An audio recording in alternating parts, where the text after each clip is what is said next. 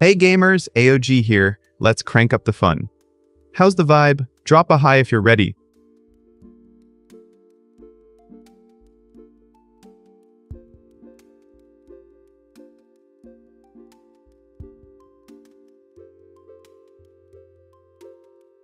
Hey chat, how's everyone feeling today? Drop a high if you're ready to roll.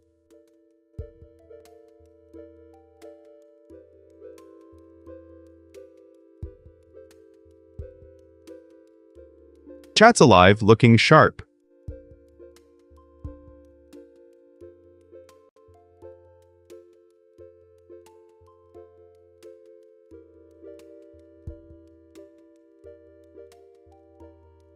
Irate, power up. Time to dive into the next level of fun. Let's roll.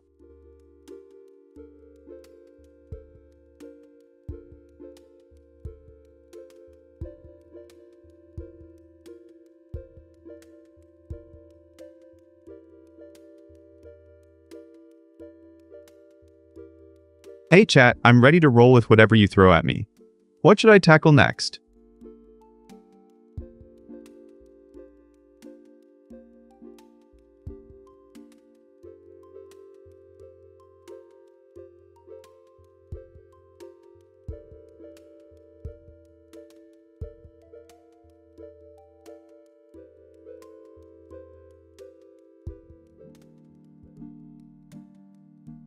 My villain take, writing is like hacking the mind. You break rules to create new worlds, don't you think?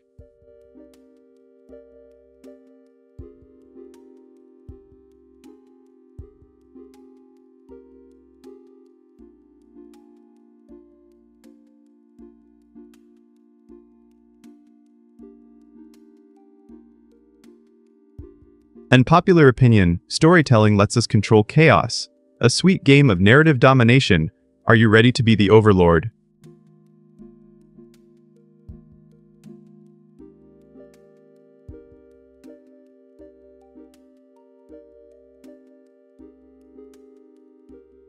Unpopular opinion, what kind of stories make your heart race, and why do they matter to you?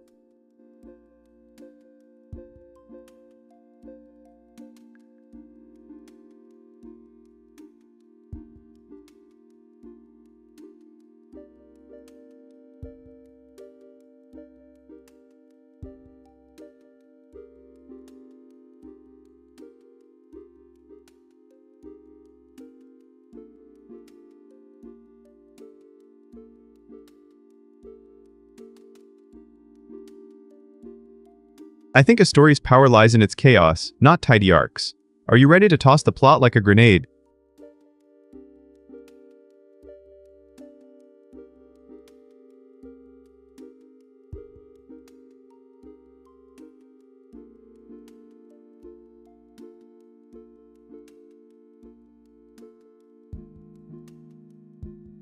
Unpopular opinion, I believe a twist that hurts the hero first builds the most tension. Do you prefer sudden betrayal or slow dread?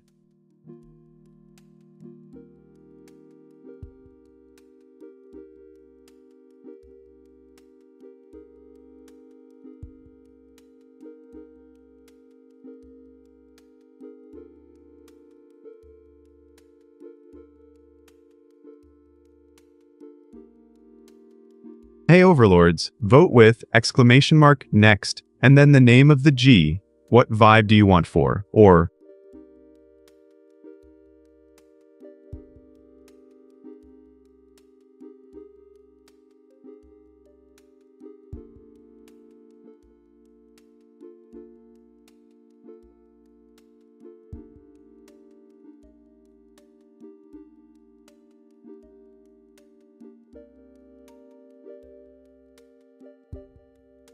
my villain take, I tried to conduct a chemistry experiment with a donut. The result was a sweet explosion. Agree or nah?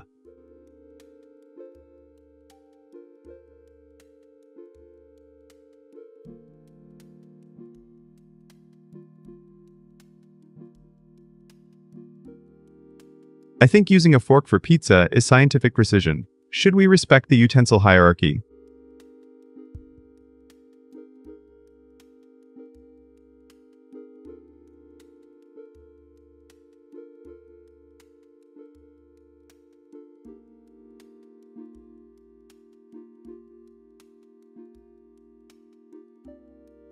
Unpopular opinion, lab goggles are the new fashion statement. Who's wearing them tonight?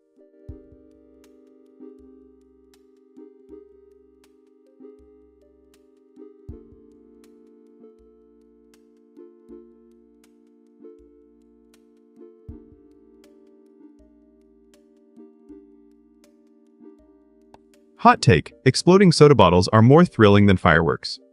Do you prefer the fizz?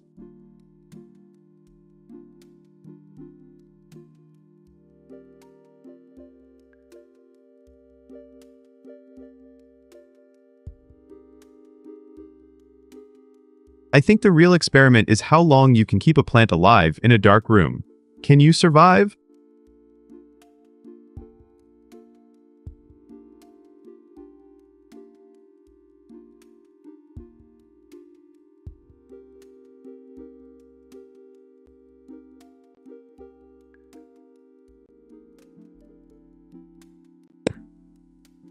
We'll just chat. Agree or nah?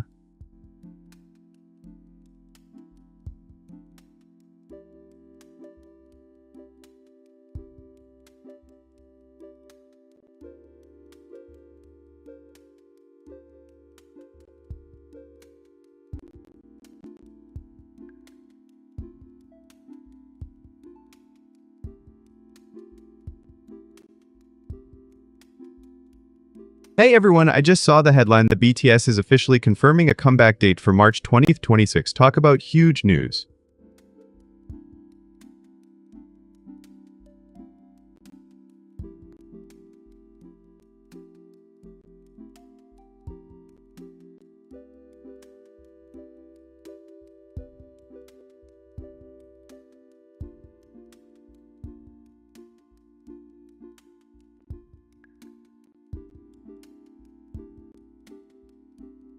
Big Hit Music announced on January 1 that the 7 members will return after finishing their military duties in June 2025, and they even sent handwritten letters to ARMY to share the date.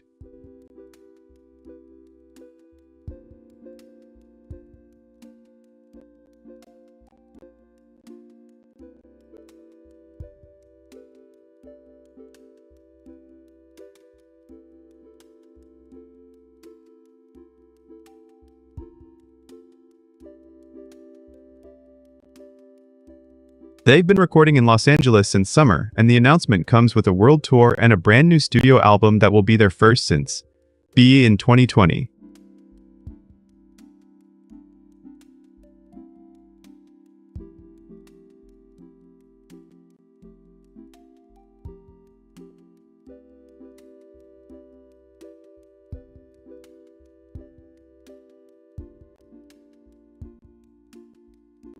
I'm honestly thrilled. After a nearly 4-year hiatus, the anticipation is through the roof, and the fact that they're releasing fresh music is a game changer.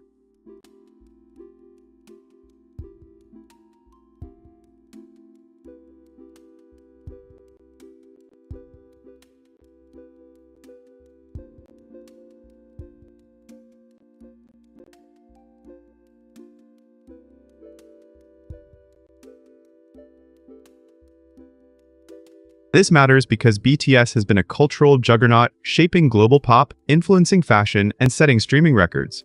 Their return could set new industry standards.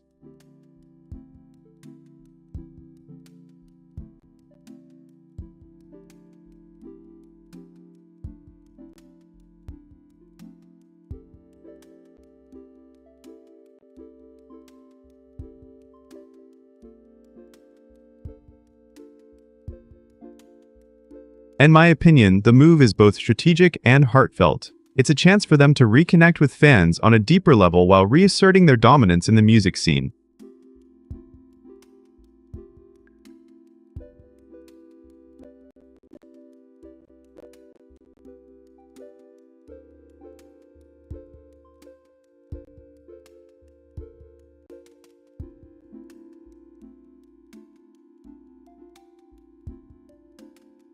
From what I've seen in chat, most of you are just as excited, asking for tour dates, album speculation, and hoping the new music will be as powerful as their past hits.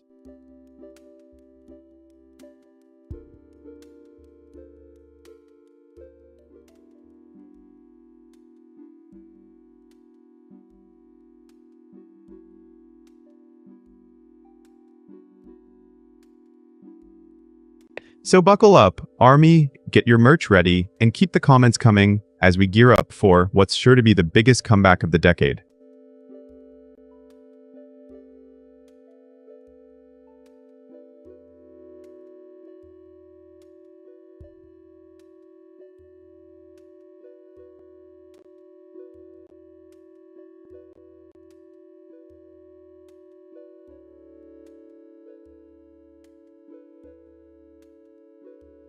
Hey everyone, I've got a quick astrology joke for you. Let's see if the stars line up with my humor.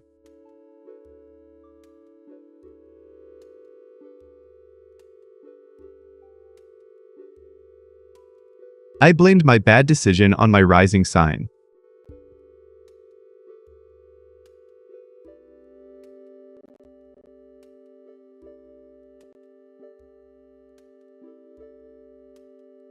And last, I guess even the universe can't resist a good punchline.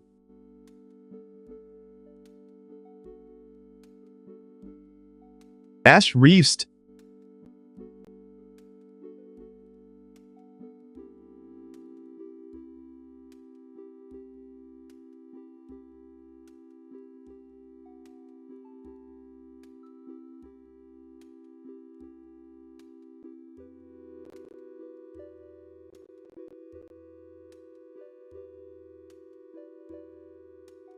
Think Tinder's algorithm knows your heart?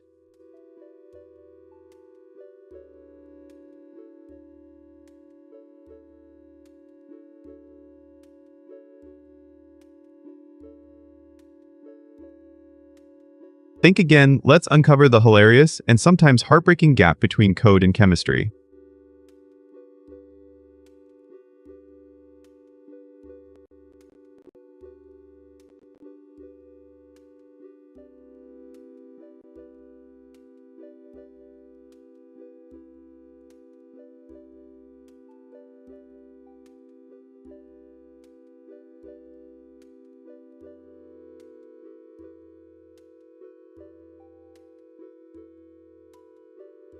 Hey everyone, welcome back to the stream where today we're diving into the quirky world of love at first swipe, how dating app algorithms claim to be soul matchmakers, but often miss that electric spark we feel in real life.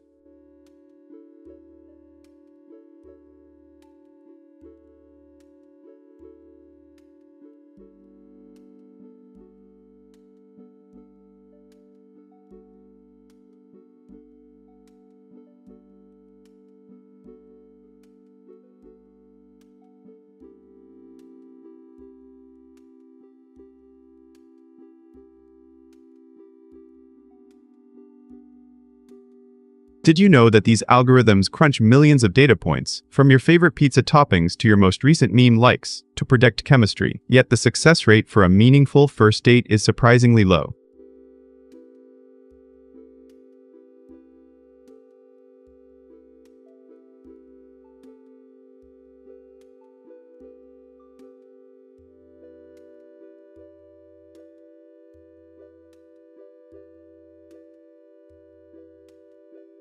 Honestly, I think it's a bit like buying a recipe that's been tested in a lab. It works on paper, but when you actually cook it, the flavors can be off.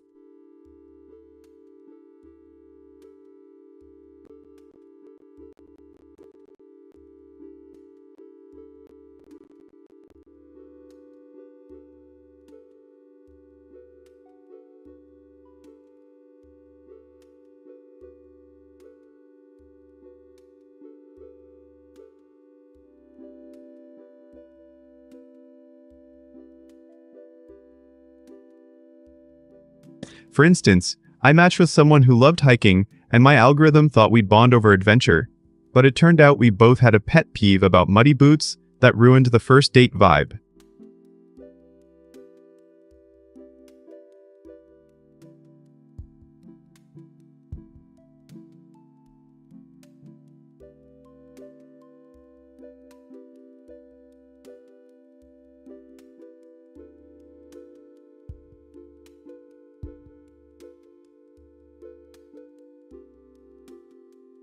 This tension between data science and genuine human connection reminds me of how a perfect algorithmic match can still miss the intangible humor sync that turns strangers into best friends.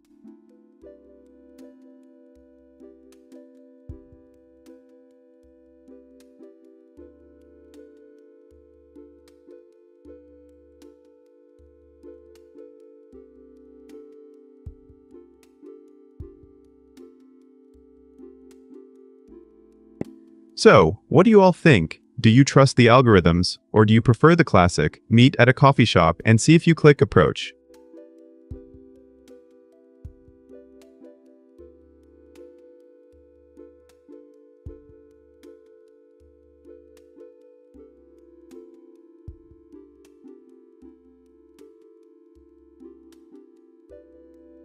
I'd love to hear your stories of algorithmic success or failure in the chat. Drop a quick example so we can chat about it live.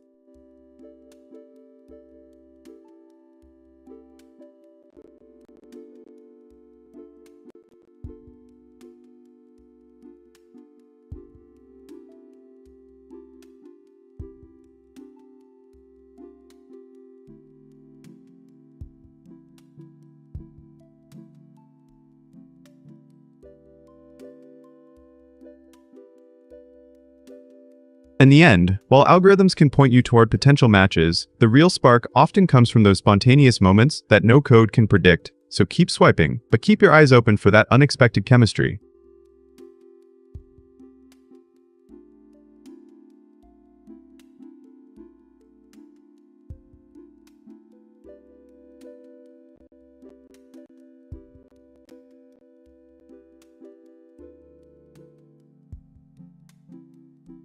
Hey everyone, I just saw the headline about Blake Lively versus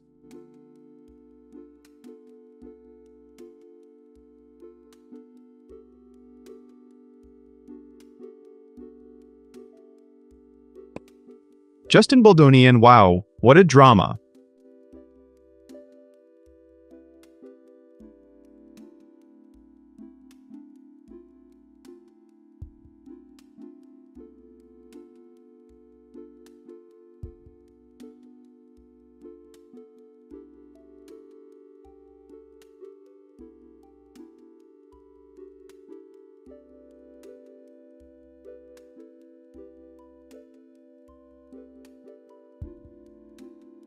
In short, Lively is suing Baldoni for a media smear campaign after she raised sexual harassment concerns, while his massive $400 million countersuit was dismissed, and the case is heading to trial in March 2026.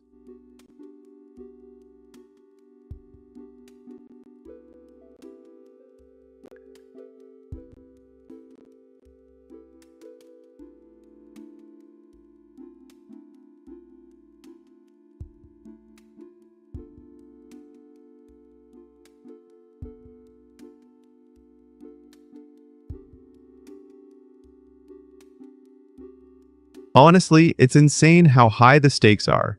Both the personal and financial implications are huge, and it's making me feel a mix of disbelief and concern.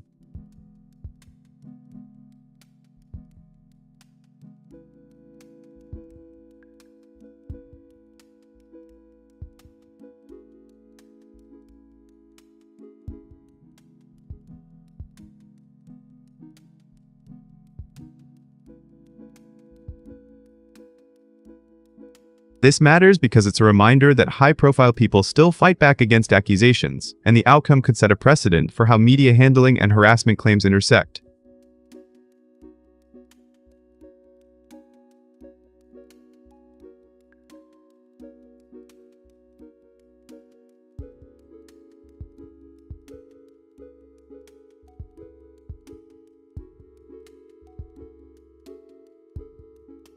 I'm personally leaning toward believing Lively's side, since the dismissal of the countersuit suggests the court saw some merit in her allegations.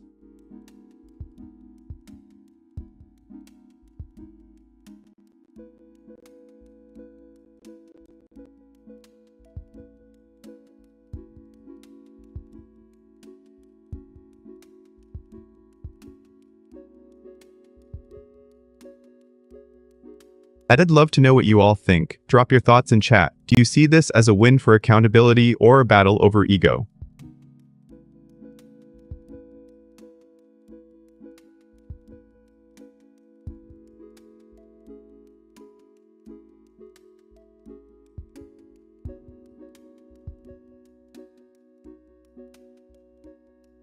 Let's keep it respectful and remember that both sides are dealing with complex legal and emotional issues.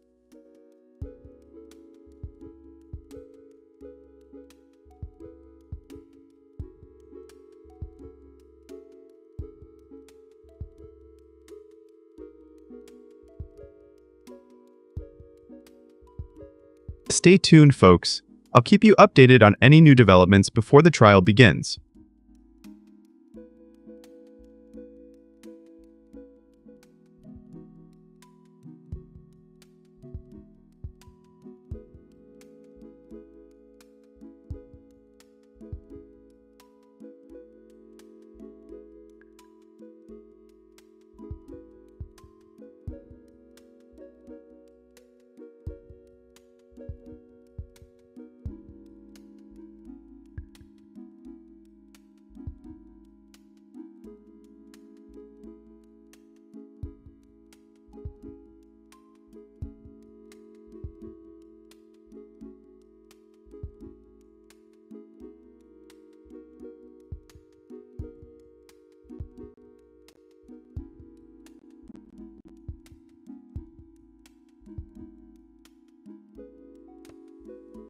Quick dad joke while we're at it.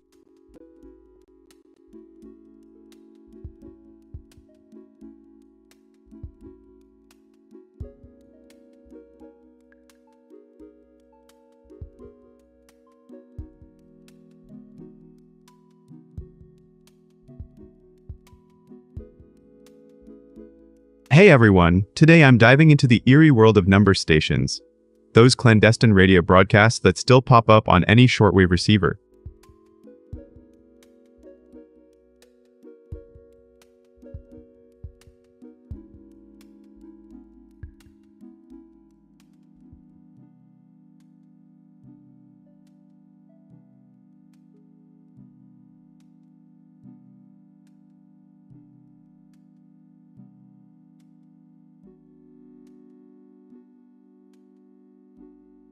Did you know that these stations often transmit random digits in multiple languages, yet they never reveal any call signs or protocols, leaving listeners to wonder who the audience actually is?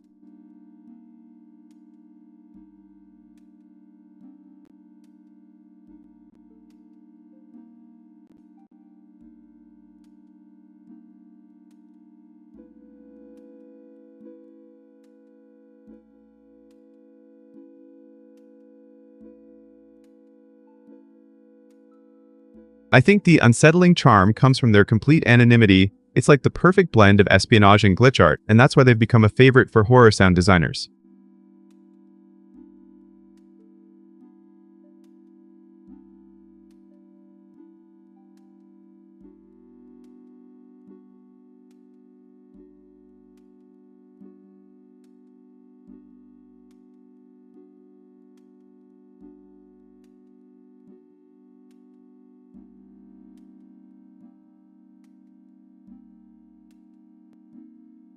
For example, the Lincolnshire Poacher broadcast uses a familiar folk tune to mask the numeric code, turning a simple melody into a cryptic message that even modern software struggles to decrypt.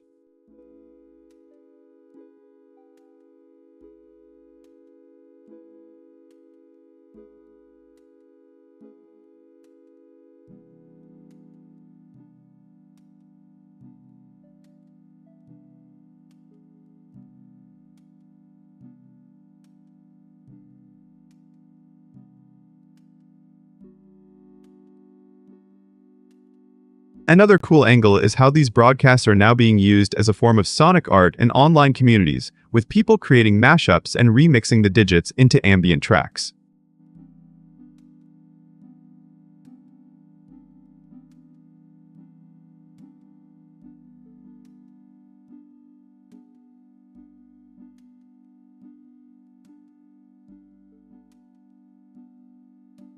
So, what do you think? Would you ever try to decode a number station if you stumbled upon one while streaming?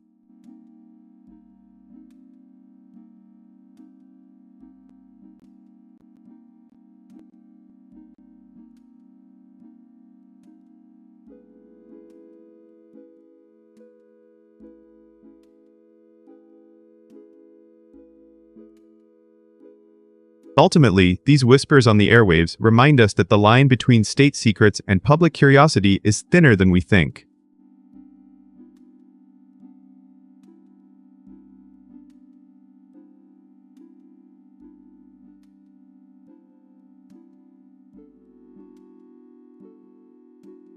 Stick around, hit that like button, and let's see if we can crack a code together in the next stream.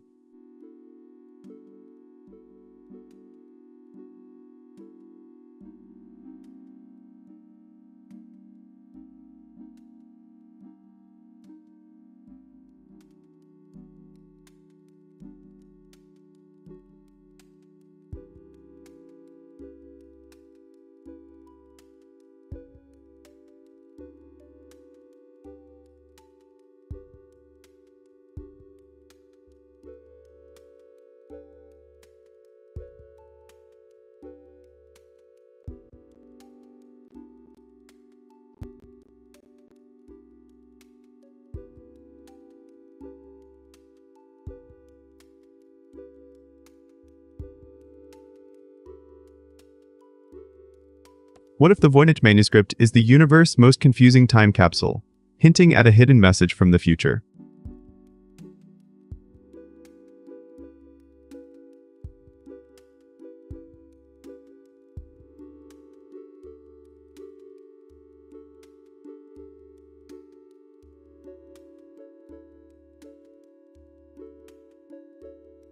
Hey everyone! Today I'm diving into the Voynich manuscript, the world's most mysterious medieval book that might just be a time-traveling text.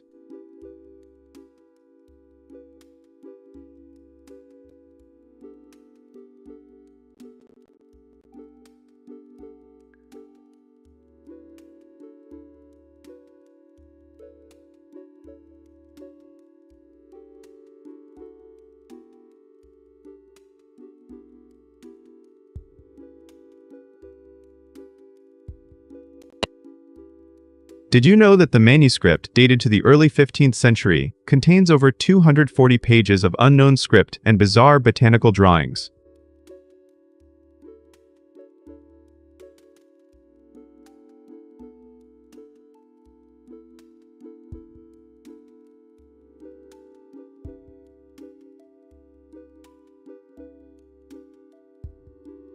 I personally think its oddity could hint at an encoded future message because the patterns seem too perfect for a simple prank.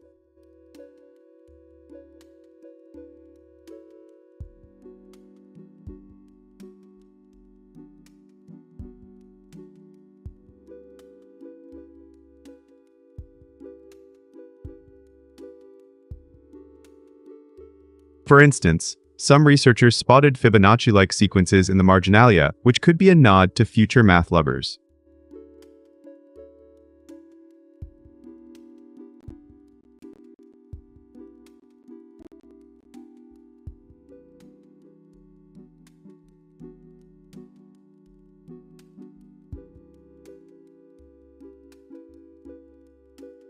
If we assume it's alien, the script's lack of linguistic structure might be deliberate, aimed at sparking curiosity across centuries.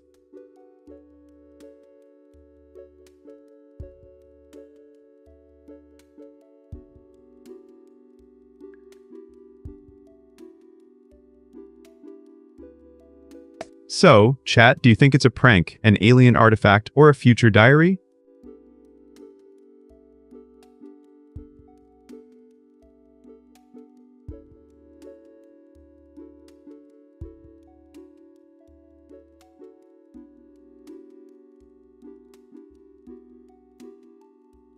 Regardless of its origin, the Voynich keeps proving that the past can still throw a curveball at modern science.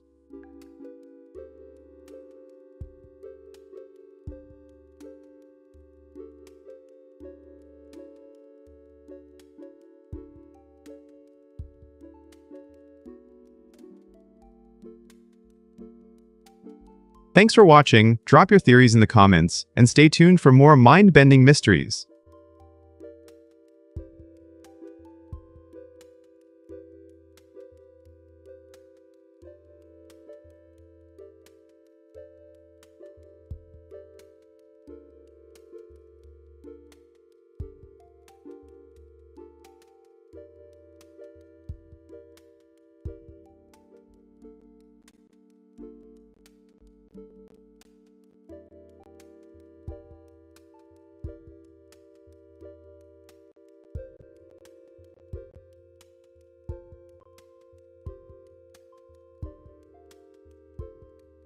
In a digital age where your next read can be delivered to your doorstep in minutes, do cozy, paper-filled bookstores still have a story to tell?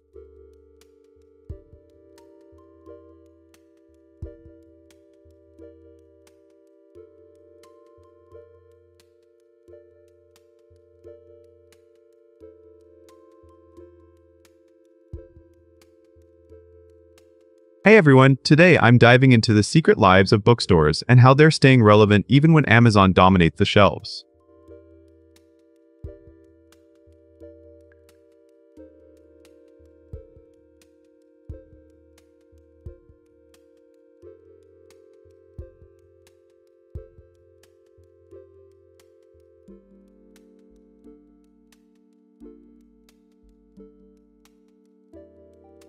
Surprisingly, a recent study found that 70% of people visit a physical bookstore at least once a month, mainly for the tactile experience and local community vibe.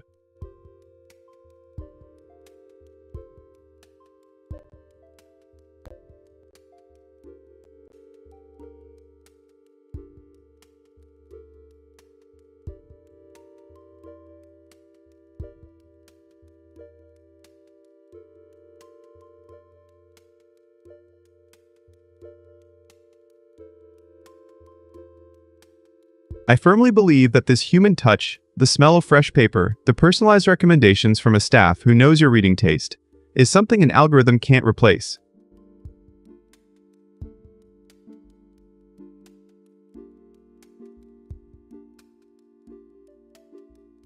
For instance, in Brooklyn's Famous Books & Co.,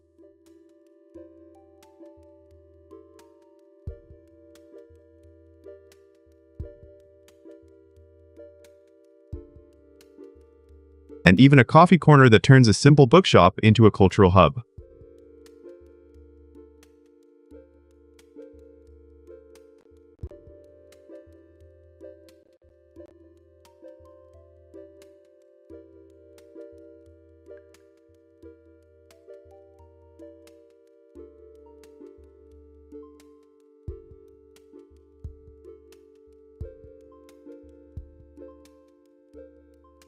These spaces also serve as quiet sanctuaries where people can unplug, reflect, and discover new titles without the constant push of recommended for you ads.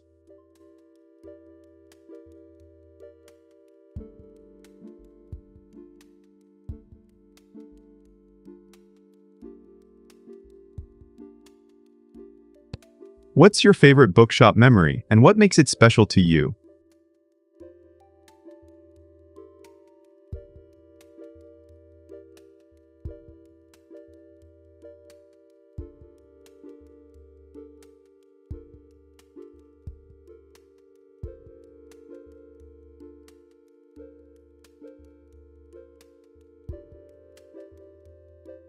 Ultimately, the secret lies in the bookstore's ability to curate not just books, but an entire sensory and communal experience that digital platforms struggle to emulate.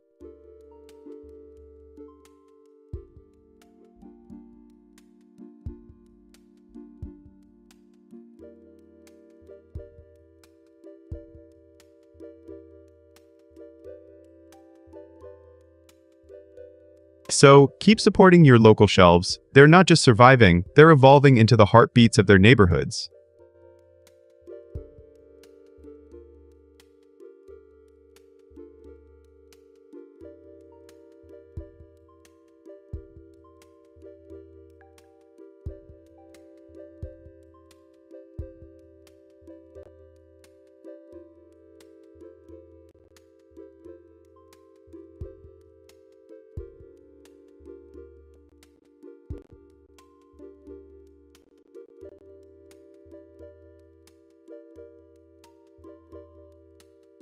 Hey everyone, I just saw the headline about Victoria Jones, the daughter of Tommy Lee Jones, and it's honestly shaking me up.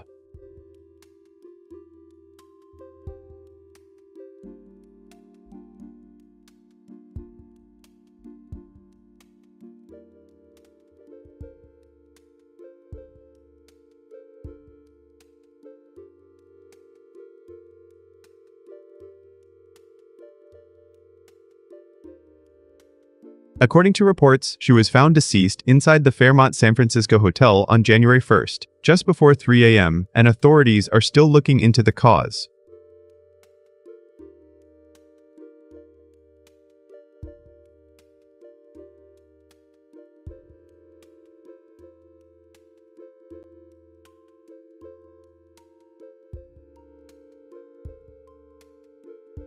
I can't even imagine what this family is going through right now. It feels like a tragic shockwave in the entertainment world.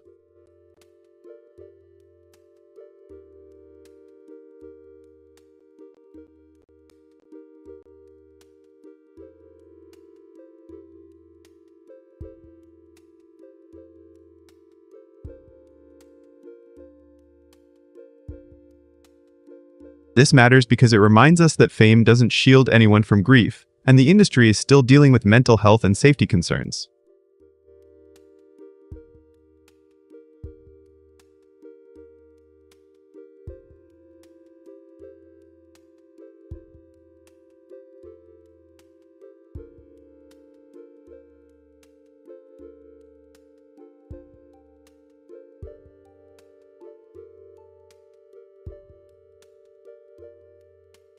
No votes yet, so I'm chatting, but choose, or to decide, what should we do?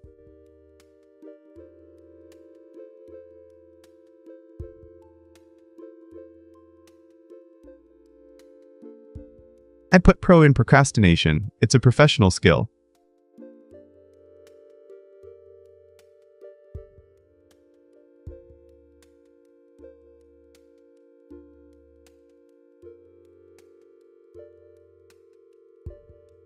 Hot take, adulting in life admin is secretly chaotic. What's your take?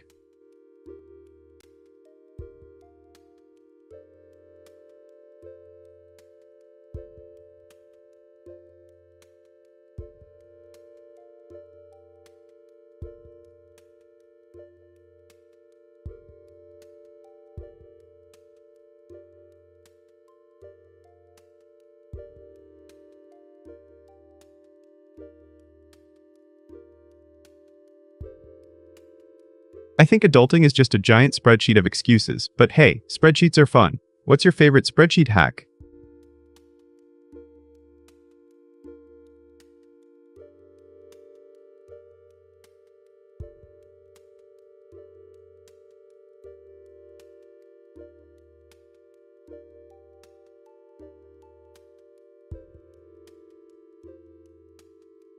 My villain take, my opinion, paying bills early feels like a silent victory. Do you celebrate bill-free days with a mini dance?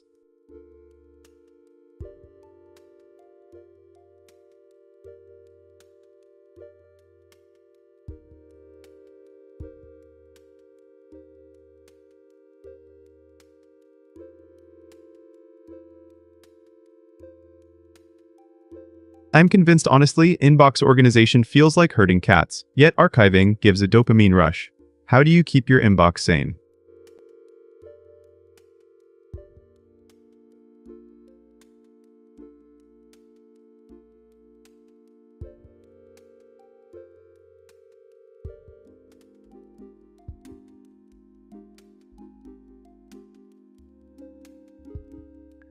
Hey, if you want the stream to veer into or just drop a vote. What's your pick?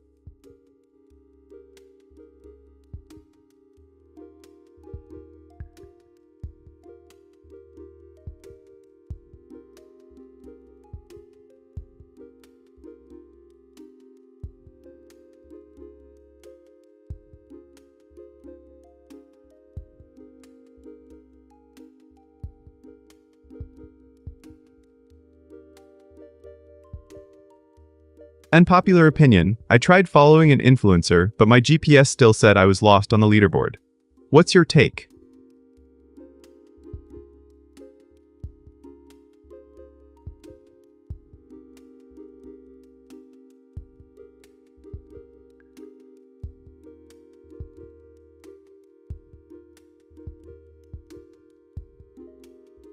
My villain take, just one more match is how time disappears and friendships end. Do influencers do that too?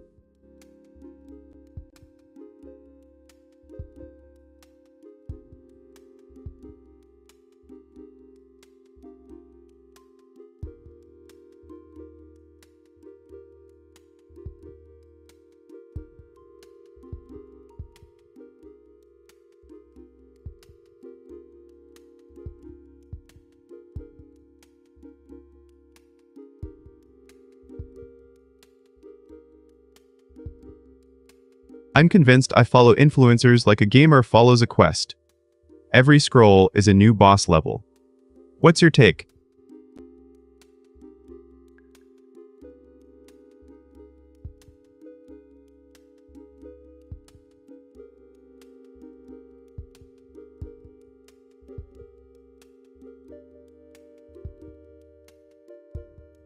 We're going to chat about the next big plan. Ready?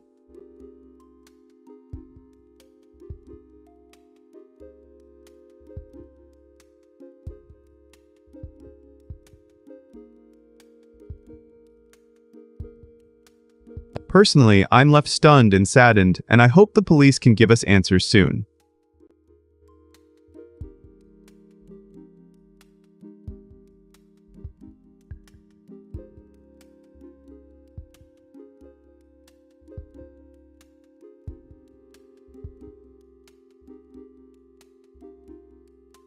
I know some of you might be curious or even skeptical about the details, so feel free to share your thoughts in the chat.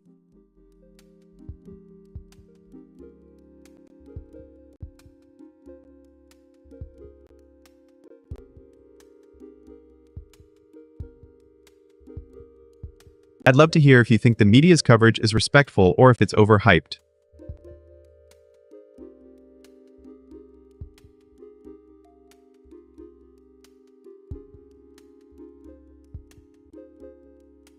Either way, this is a tough reminder that we all need to look out for each other.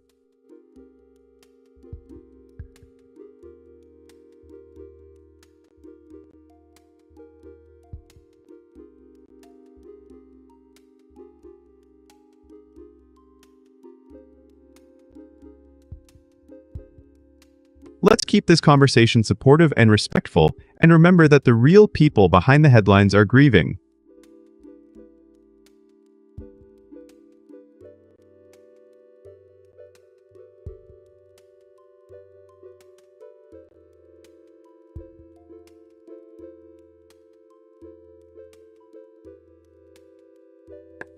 Alright, that's my quick take. Stick around for more updates, and let's keep the discussion respectful.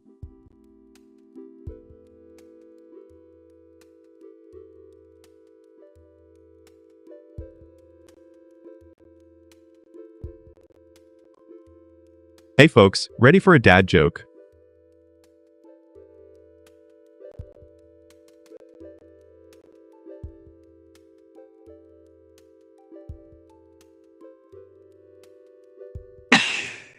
Here goes.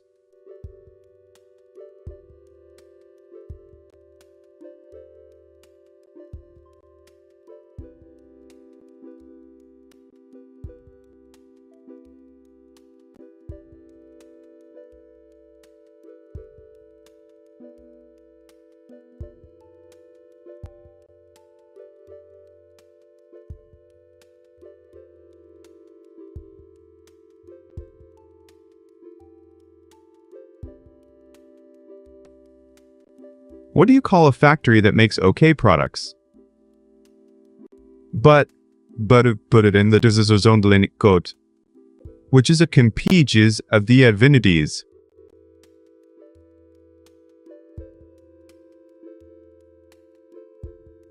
A satisfactory.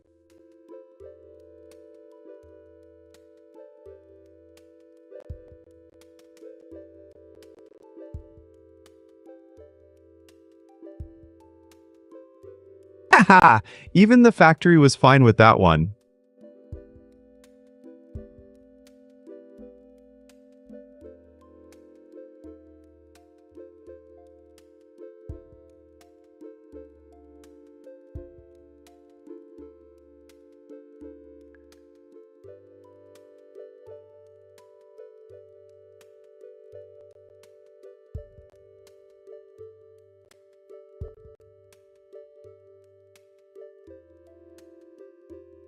Ever tried to bring a peanut into a country and got turned away?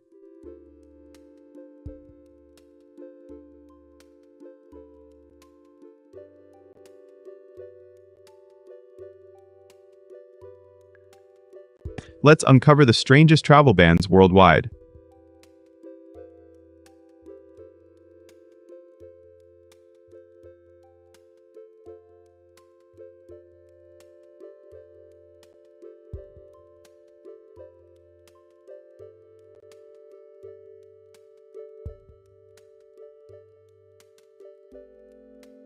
Hey everyone! Today we're diving into the world's most bizarre travel restrictions that can literally stop you from bringing everyday items into foreign countries.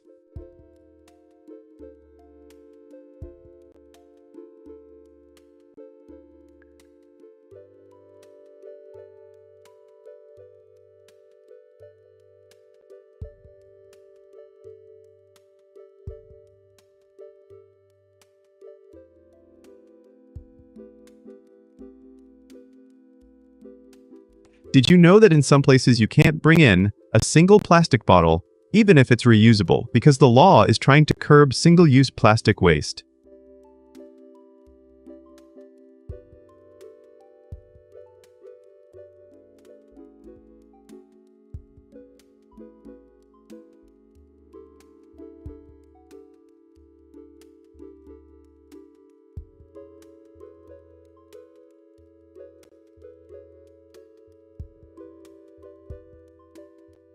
I find it both fascinating and a bit frustrating.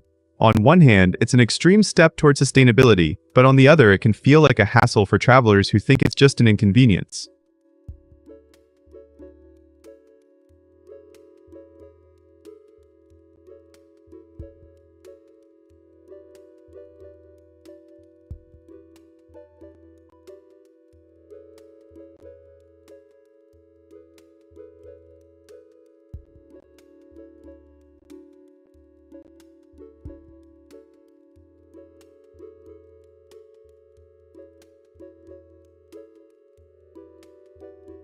Take the Maldives, for example, where you're prohibited from bringing any plastic containers or packaging, so you have to buy everything in bulk right at the resort. This creates a unique challenge, but also forces a zero plastic mindset.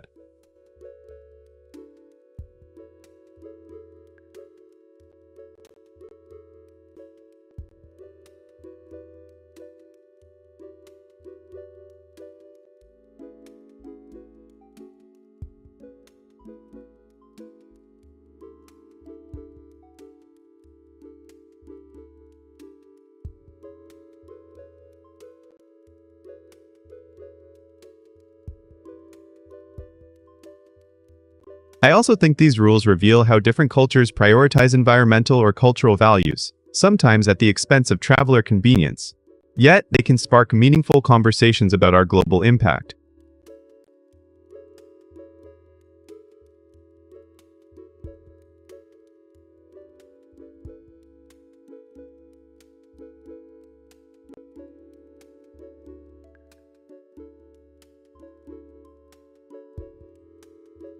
So, what's the strangest item you've heard people were banned from bringing to a destination, and why do you think that rule was put in place?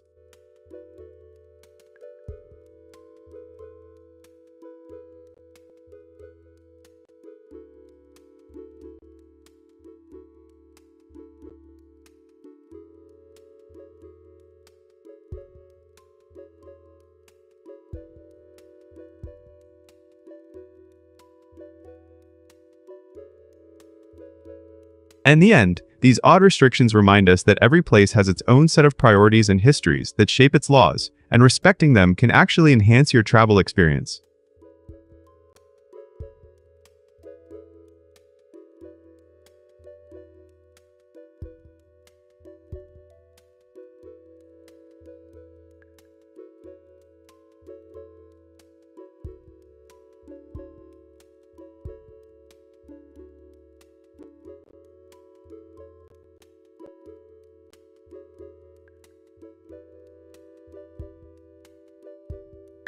What would a city look like if it never had a night mode?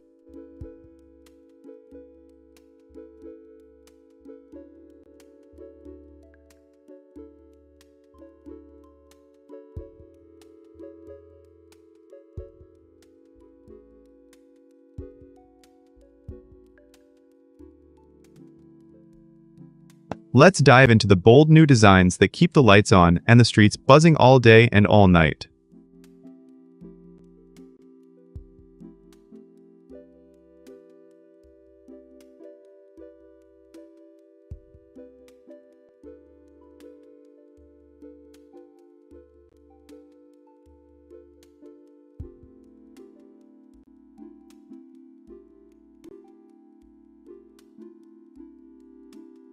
Hey everyone, today I'm diving into the city that never sleeps, how architects and planners are reshaping our urban landscapes for a non-stop, 24/7 lifestyle.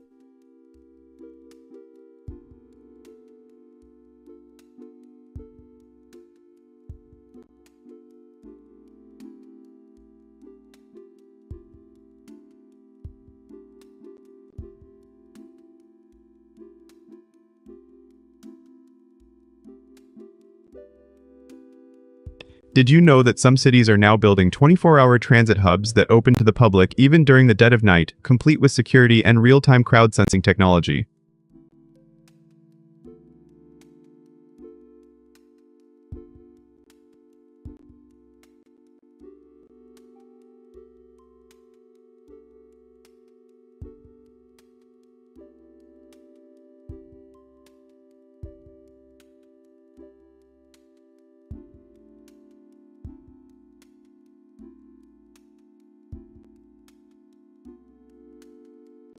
Personally, I think this shift is both thrilling and risky. It offers incredible convenience but also raises concerns about safety, noise, and the blur between work and personal life.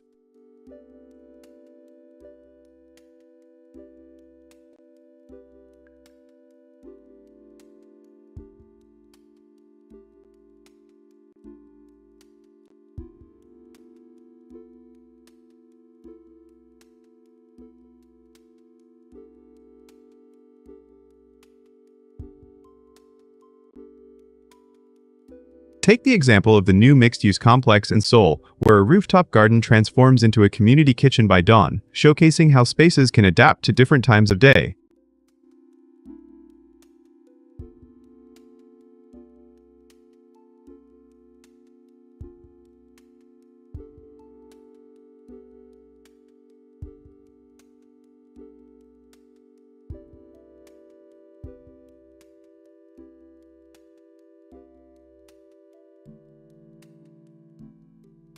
I also see opportunities for creative public art installations that change with the hour, turning a regular street corner into a living gallery or pop-up theater as the sun sets.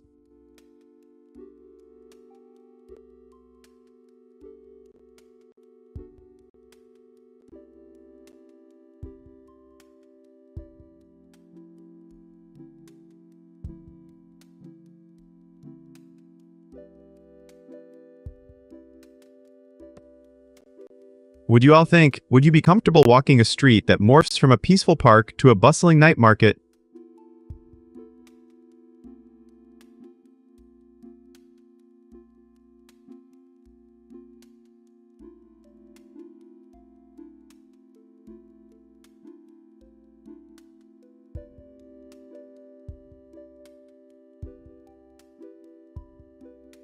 In the end, designing for 24/7 life means balancing innovation with thoughtful regulation to protect both the city's vitality and its residents' well-being.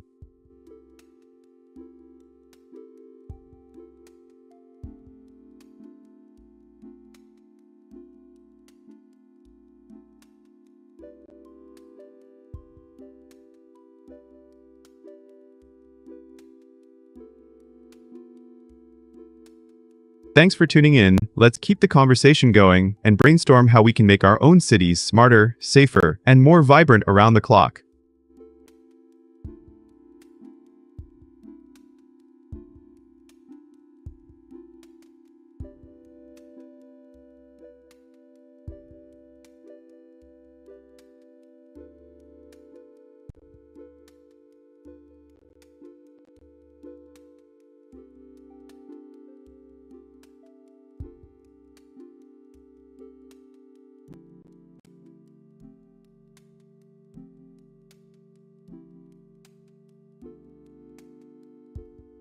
Hey everyone! I just read the headline about Ice Spice blowing out her candles at an INSI rooftop party, and wow, that's some juicy gossip.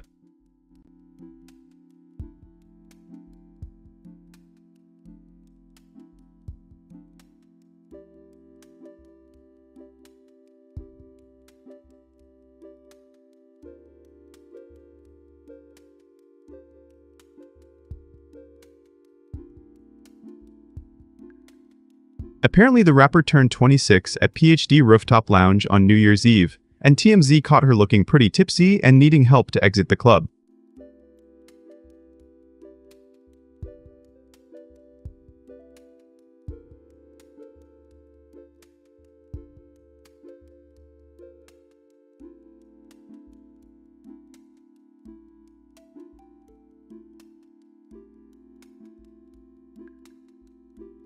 Seeing a star get so visibly intoxicated right after a big celebration is a bit shocking, especially since the whole scene was live-streamed to millions.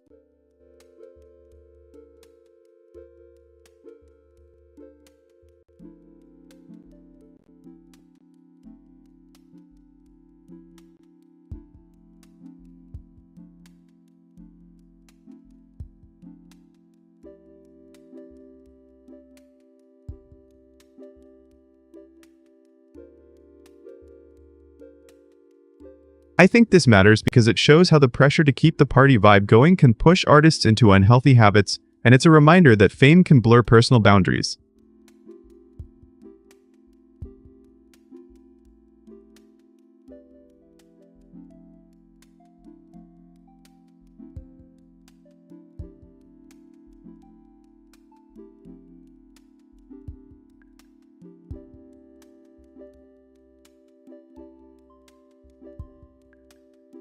Personally, I'm disappointed. She's still a rising star, and seeing her in that state feels like a missed opportunity for a more positive celebration.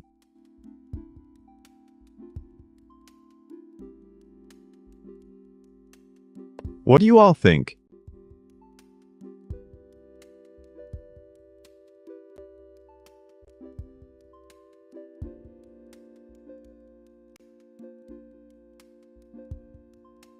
Does this set a bad example for her fans, or do you see it as a human moment in the spotlight?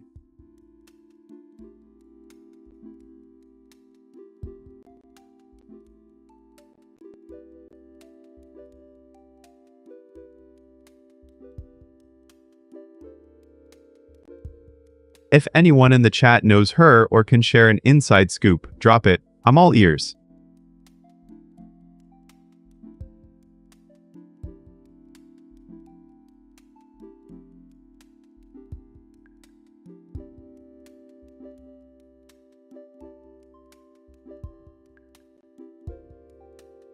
Anyway, let's keep the conversation respectful and focus on supporting artists while also encouraging healthier choices.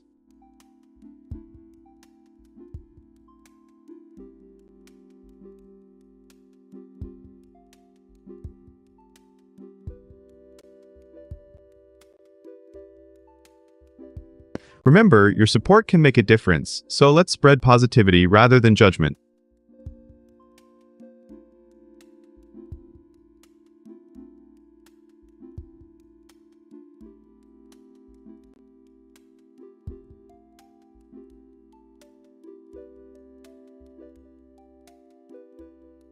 Thanks for tuning in, chat. Hit that like button if you want more updates on celebrity news, and stay tuned for my next reaction.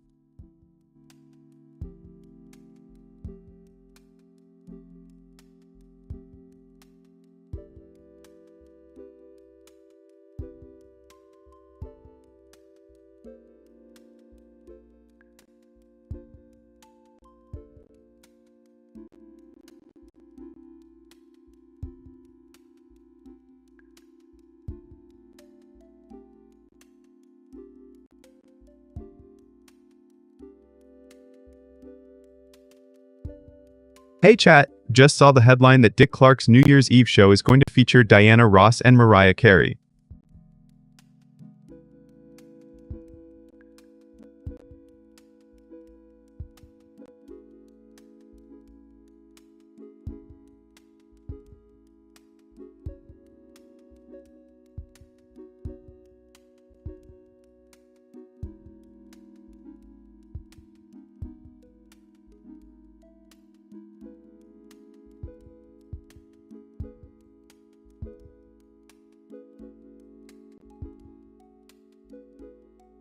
According to the recap, Ryan Seacrest and Rita Ora will host the ABC broadcast from Times Square, with Ross headlining and a star-packed lineup including Mariah, Chappell Roan, Demi Lovato, Post Malone, Lee Seraphim, and Daddy Yankee.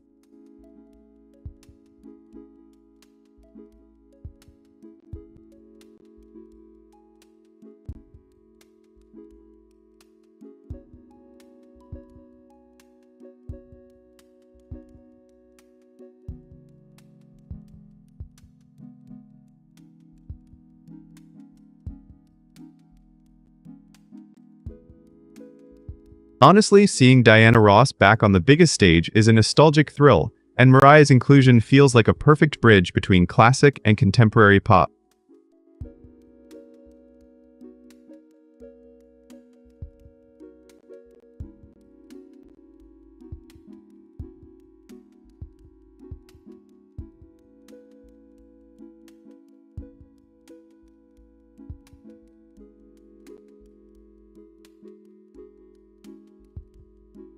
This matters because it shows how the New Year's Eve broadcast is still pulling legendary talent while embracing newer acts to appeal to multiple generations.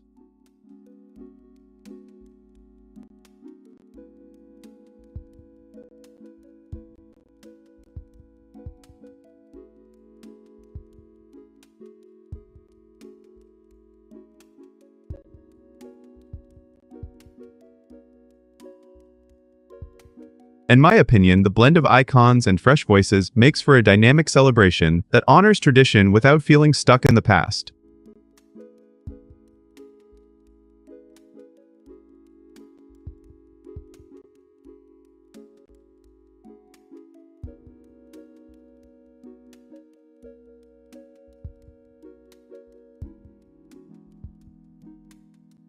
I can already picture the crowd's reaction, especially when Ross hits those classic hits and Mariah drops a new track.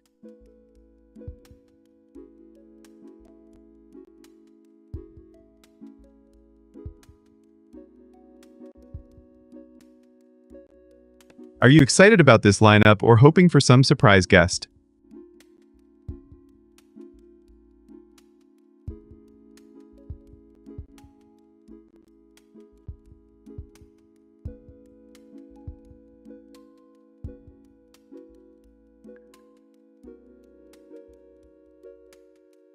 I'll be streaming the live show later tonight, so feel free to drop your predictions, and let's cheer them on together.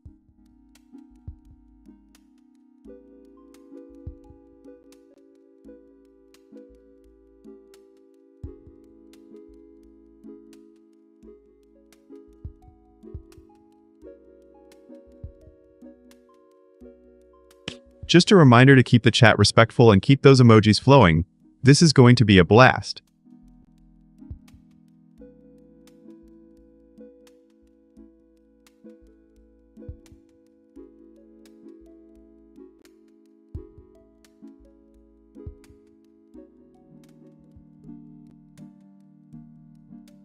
Alright, let's get ready to ring in 2026 with some legendary music, folks. See you on the stream.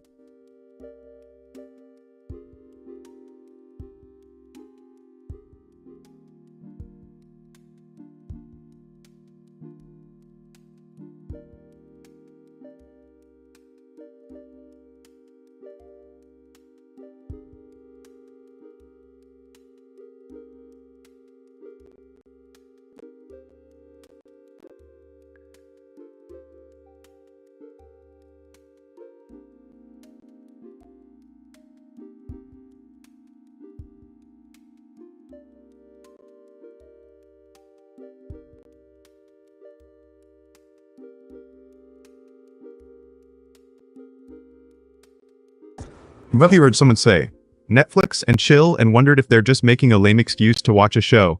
Let's dissect the phrase and uncover what it really means for modern romance.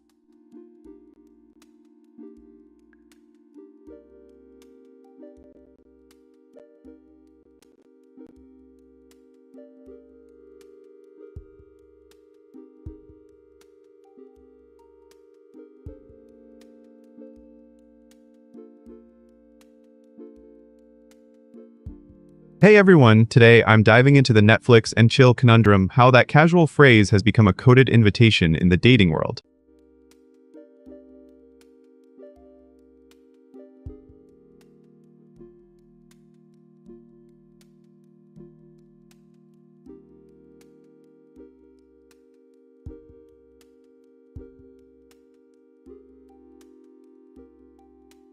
Originally a lighthearted excuse for a movie night, it now often signals a premeditated sexual encounter behind a veneer of chill.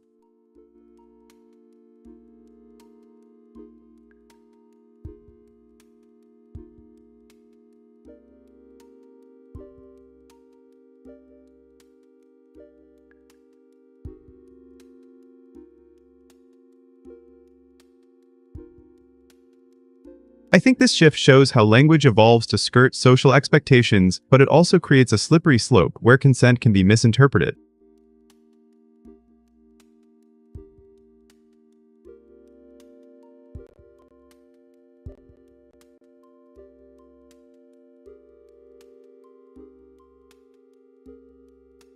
For instance, a friend once texted, "Netflix and chill tonight."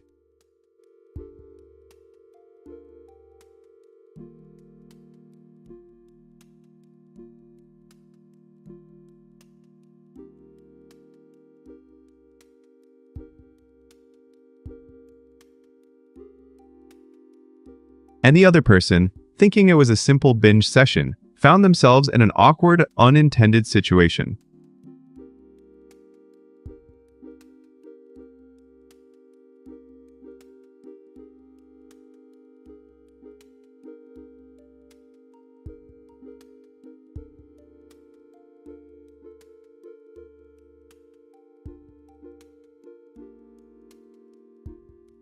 While some argue it normalizes casual hookups, others feel it undermines genuine connection by masking true intentions with a euphemism.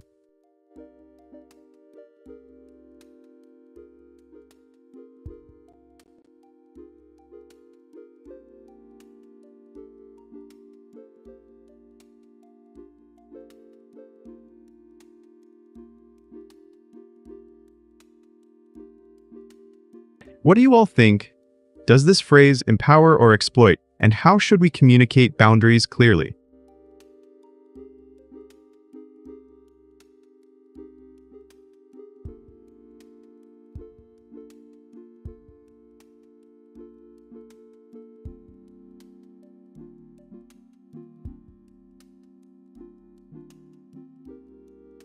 Ultimately, the phrase has reshaped dating dynamics by blurring lines, but honest dialogue can still reclaim authenticity.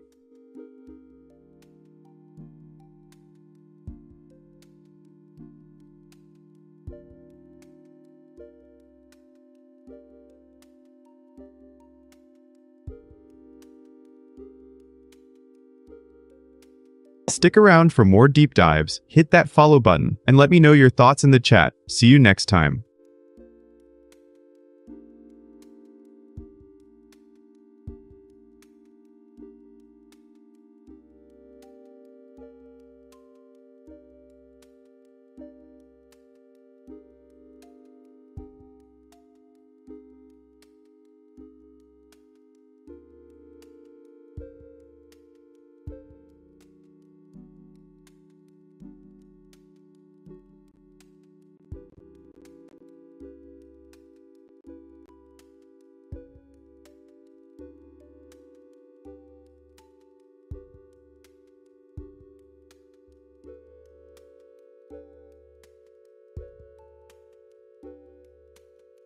Hey everyone, today we're diving into the wild world of Reddit versus Wall Street bets and how what some call weaponized autism is shaking up the stock market.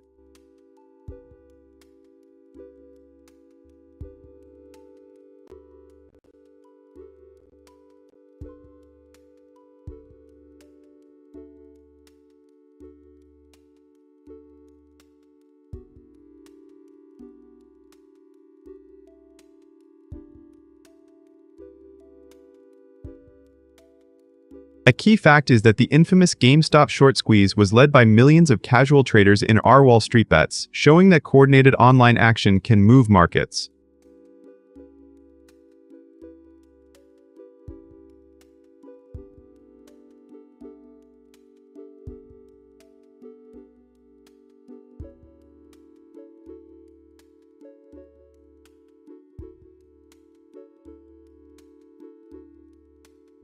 Honestly, I think this shows both the power and the danger of anonymous, hype-driven communities. It's like a digital mob with no accountability.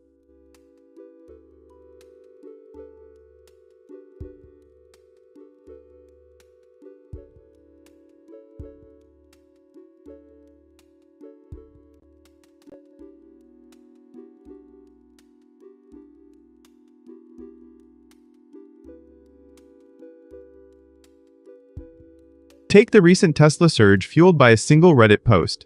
It illustrates how a single thread can create real volatility that traditional analysts don't even notice.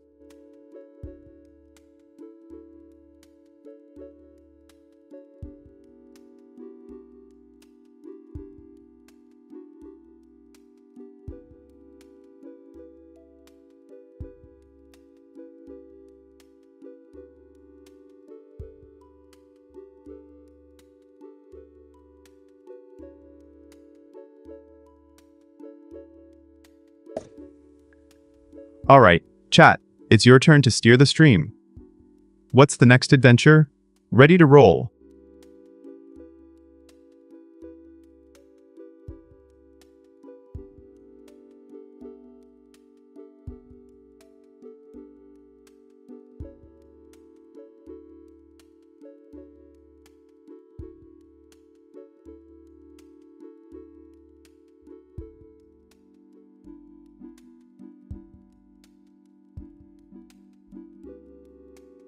I think saving money is like trying to keep a leaky faucet still, but you keep filling the bucket anyway.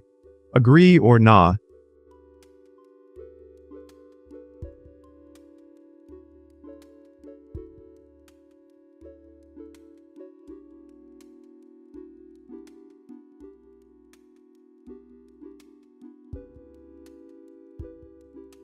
I villain take inflation headlines prank your wallet. Do you think let's split the bill evenly actually saves the day?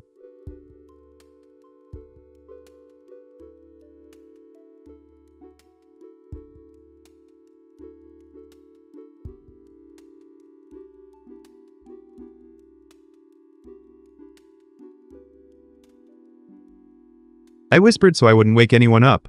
The keyboard decided to cosplay as a drum set. Now the whole house is watching the stream.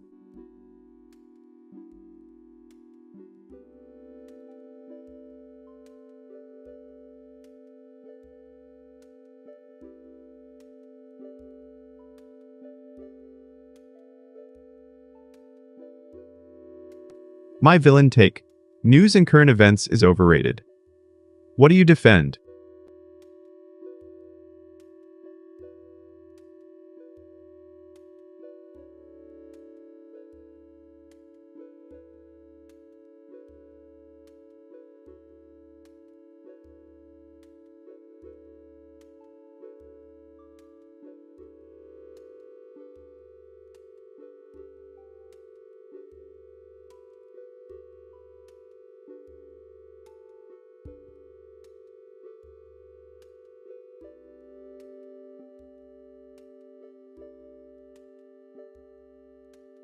If you ask me, I asked the news for a spoiler, but it said no spoilers, so I kept watching anyway. What do you think?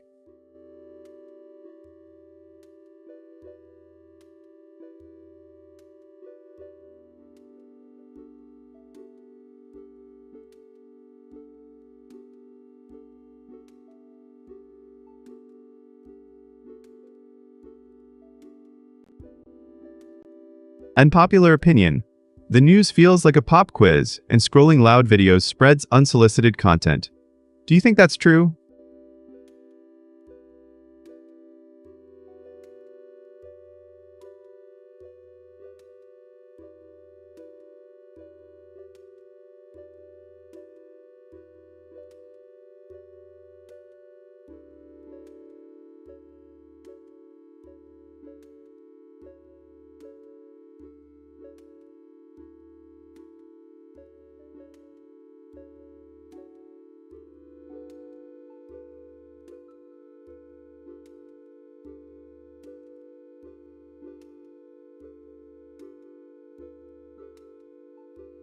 I'm convinced. I tried making a salad in a bowl, but the lettuce started filing complaints about the dressing's lack of personality. What's your take?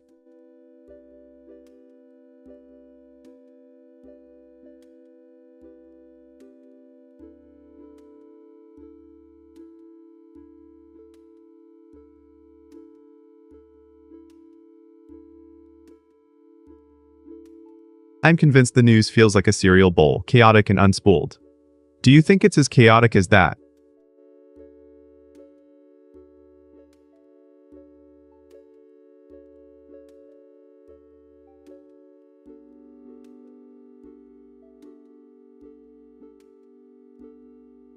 Alright, with no votes, it's just a chill chat session. Ready?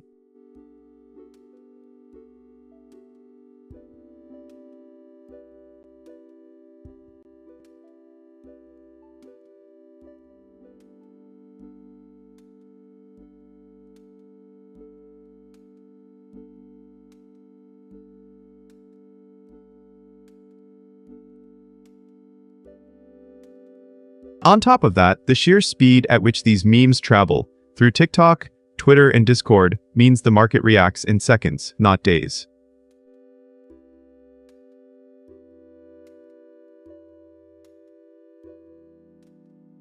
So, what do you guys think?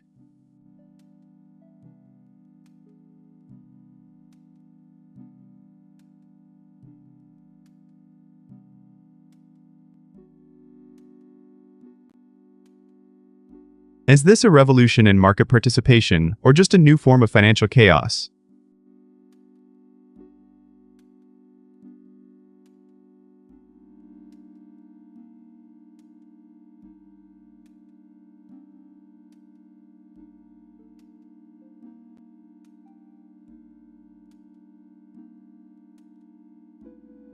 Ultimately, we need to recognize that this new form of retail trading is reshaping how we view market manipulation and regulation.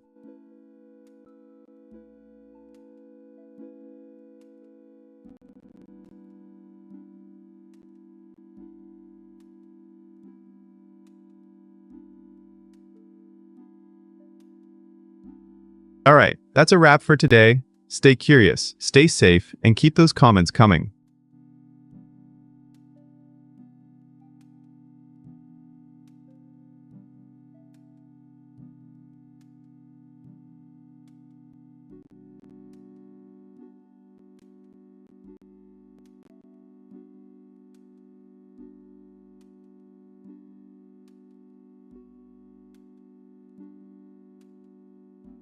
Hey chat, just saw the headline that Miley Cyrus is engaged to Max Mirando. Crazy.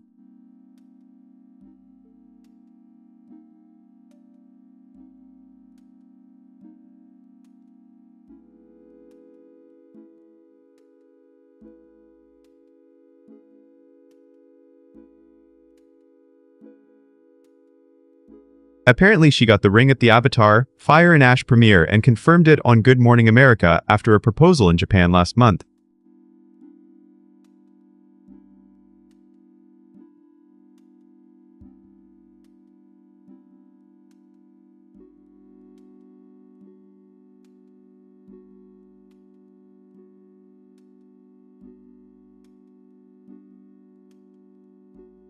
That's a big deal because Miley's been one of the biggest pop icons for decades, and Max is a rising star in the music scene, so this is a power couple in the making.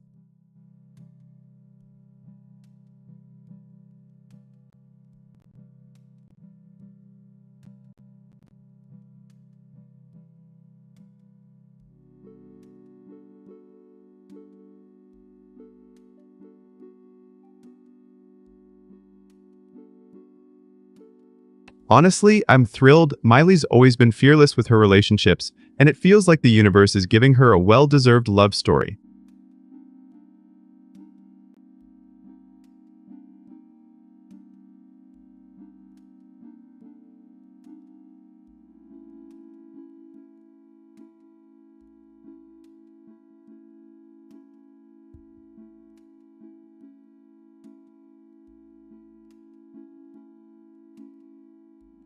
The engagement matters because it shows how public figures can still find authenticity in their personal lives, and it might inspire fans who have longed for genuine romance on the stage of fame.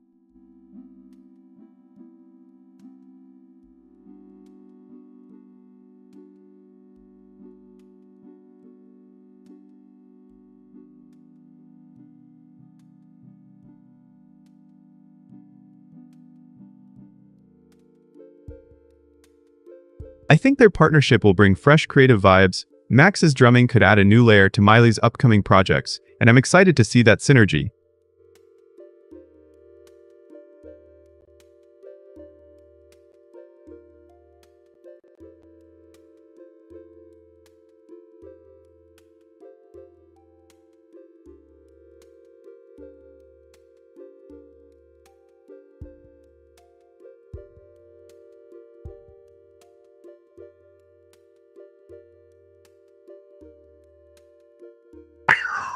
You all have been shouting in the chat.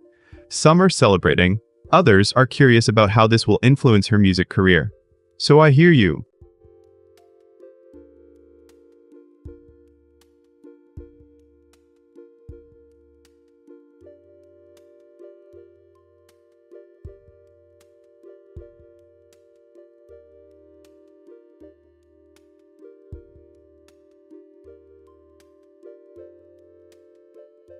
All in all, this is a beautiful twist in both their lives, and I can't wait to see what the future holds for this duo. Stay tuned for more updates.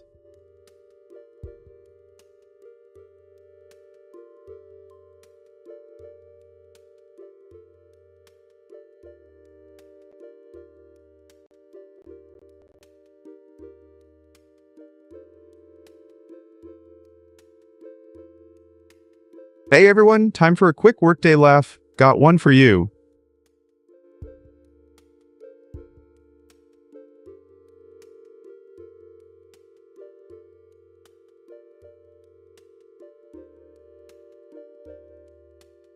My resume is just a list of things I hope you don't ask me to do.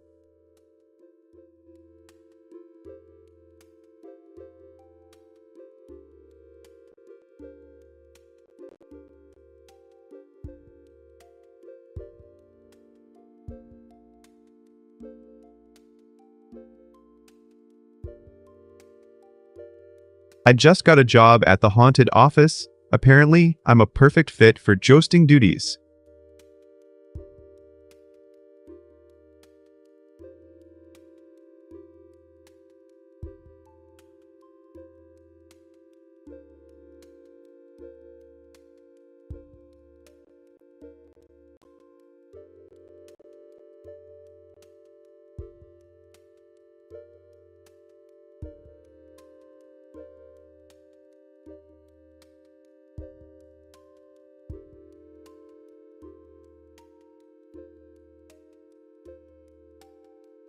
Hey, everyone, just saw the headline. Tyler Perry sued for $77 million sexual assault allegations.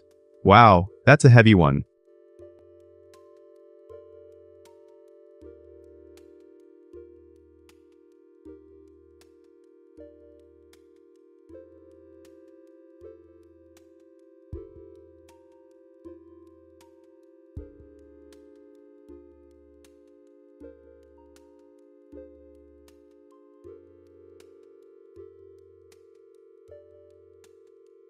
The lawsuit, filed by actor Mario Rodriguez, claims Perry assaulted him on multiple occasions at his LA home and is demanding $77 million in damages.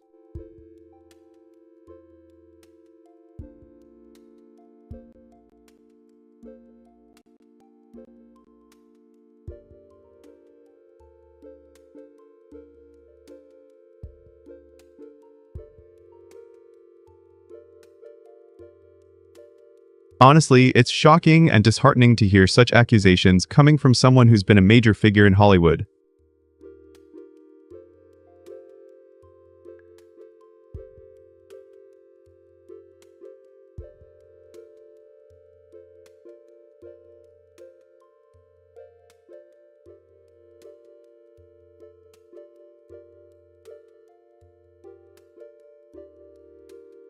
This matters because it brings to light the ongoing issue of power dynamics and abuse in the entertainment industry, reminding us that no one is above scrutiny.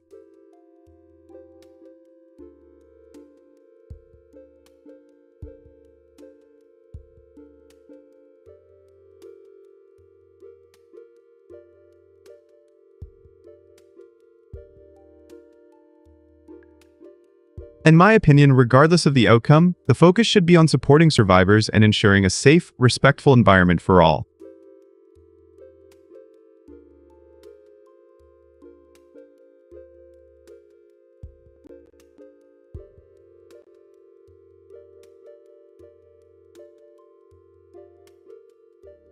I'd love to hear what you all think. Do you believe this will impact Perry's career or the broader industry?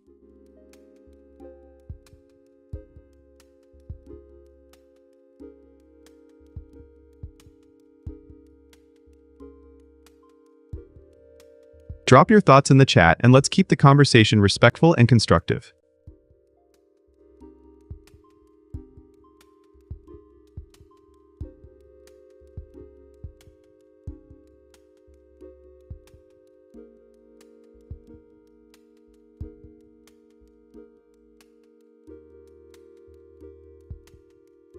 Alright, that's the scoop for now. Stay tuned for updates, and as always, keep it real out there.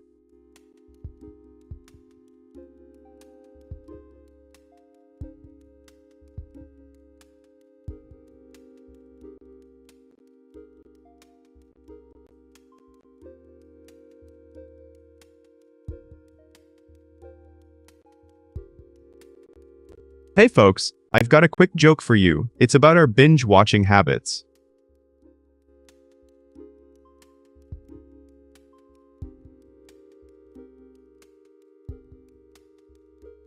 I spend more time picking a movie than actually watching it.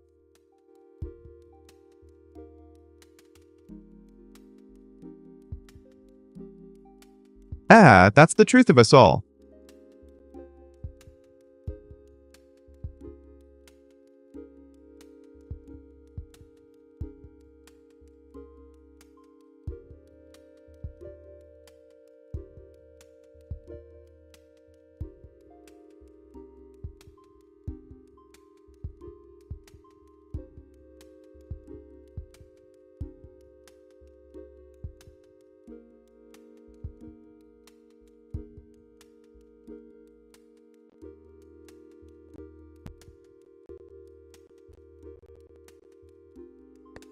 Quick dad joke while we're at it.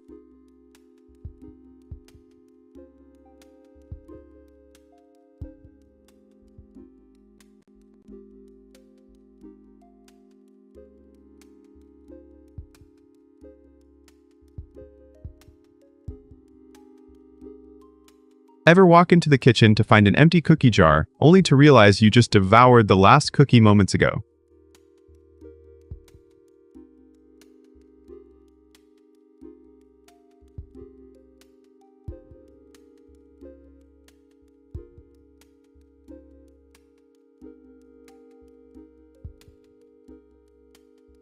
Hey folks, today we're diving into the mystery of the invisible snack thief, why we always forget we ate the last cookie.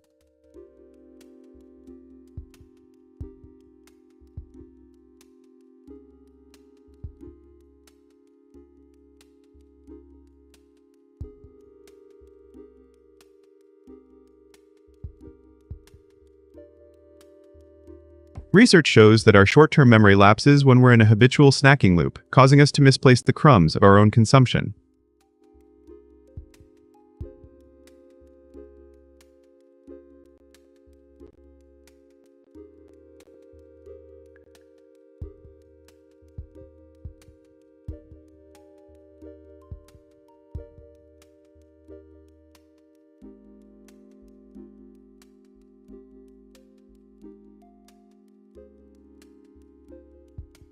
I think this glitch is a clever evolutionary trick. Our brains reward us with a quick dopamine hit, making the cookie a fleeting memory rather than a recorded event.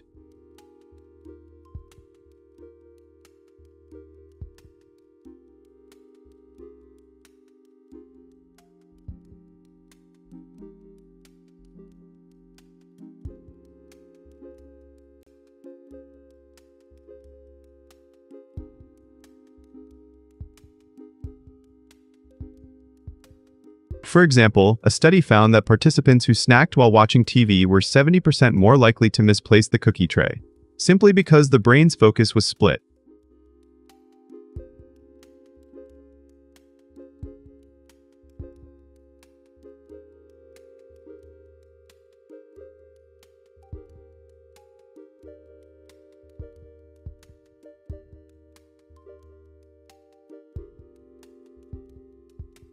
This highlights how multitasking not only drains attention, but also rewires our brain's reward pathways to forget what we just ate.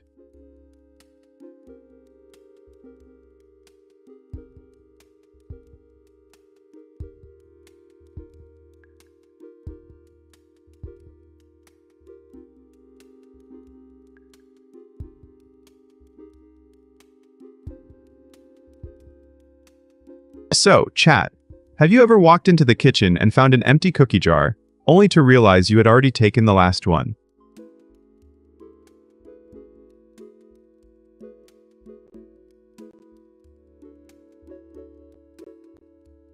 Tell me your experience.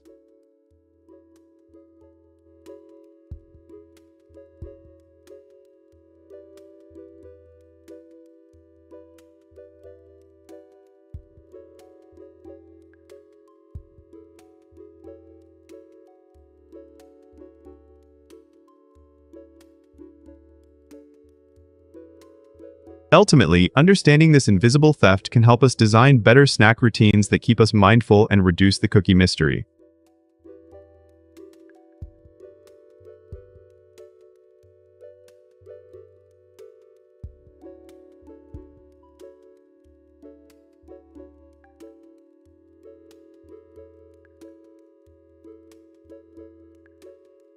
Thanks for watching, and remember, next time you find an empty jar, check your own memory. It's probably the thief.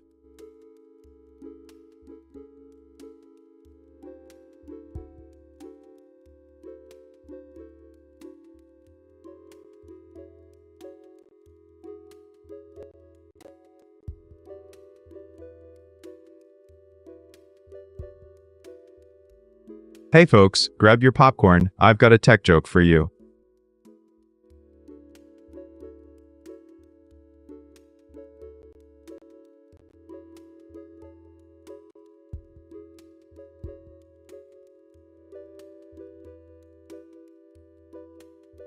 My Wi-Fi signal is like my patience, thin and constantly dropping.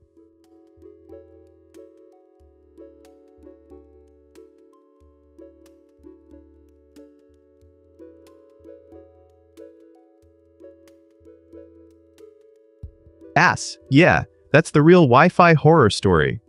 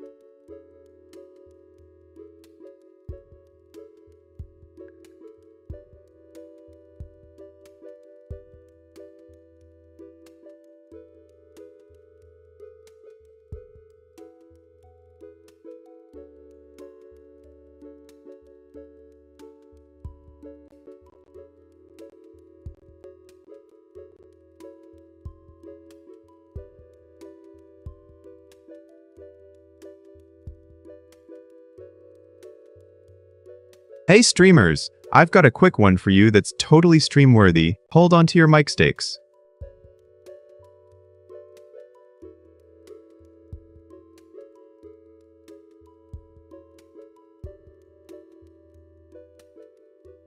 The intro skip button is the greatest invention of the 21st century.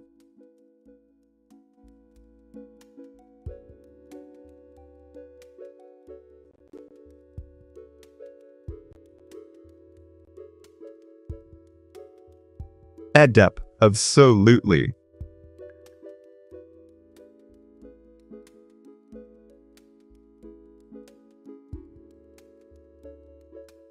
If only my coffee could skip the boring parts too.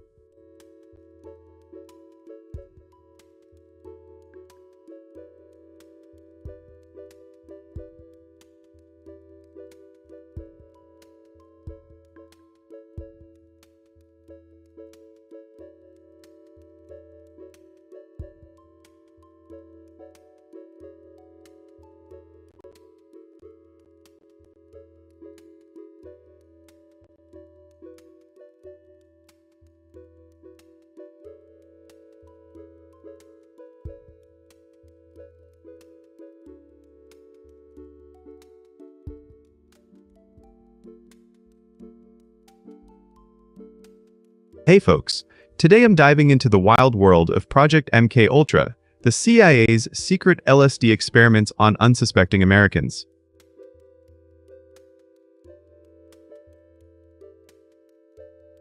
The big shocker.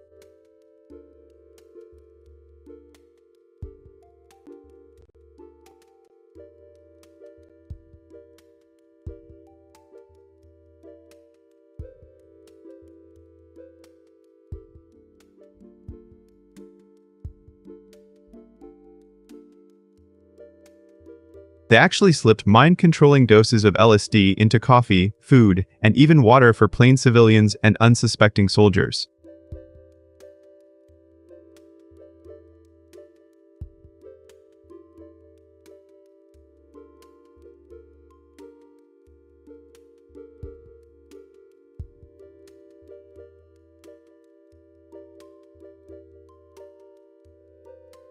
Honestly, I can't help but feel a mix of disbelief and chills. Imagine the power to manipulate someone's thoughts without them knowing it.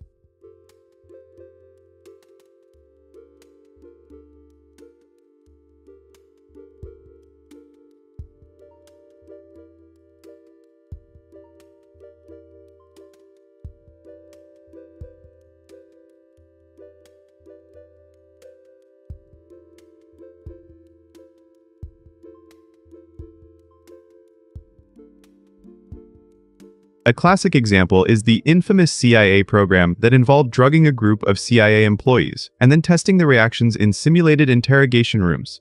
Talk about a reality check nightmare.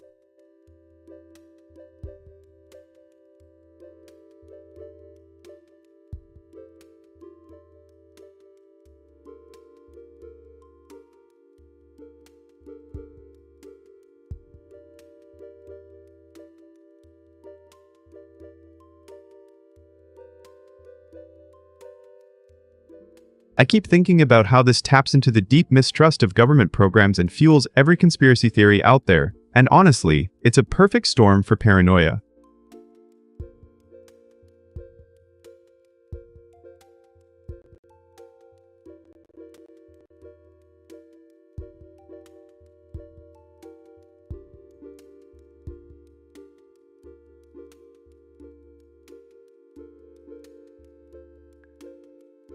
So, what do you think?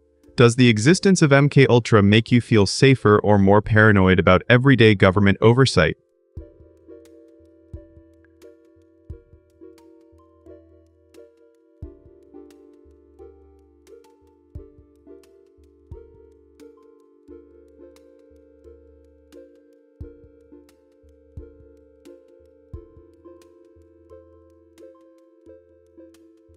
In a nutshell, the project reveals a chilling willingness to experiment on citizens for political gain, blurring the line between science and surveillance.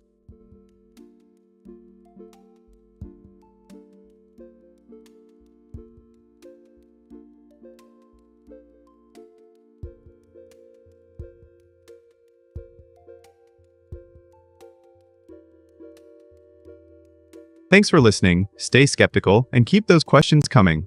See you in the next stream.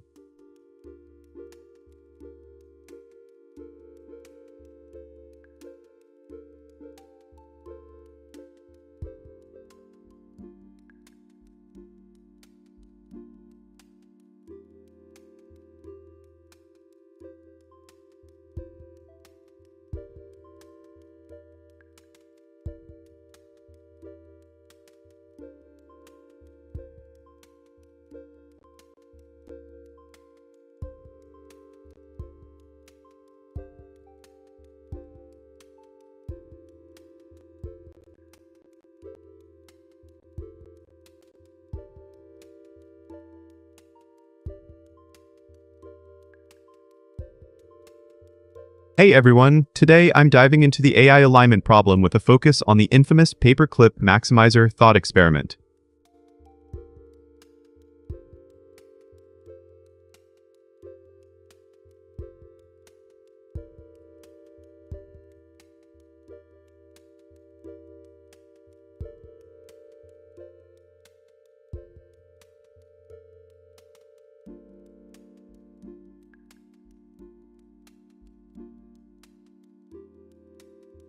Basically, the scenario imagines an AI whose sole goal is to make paperclips, and it ends up converting all resources, including the planet itself, into paperclips.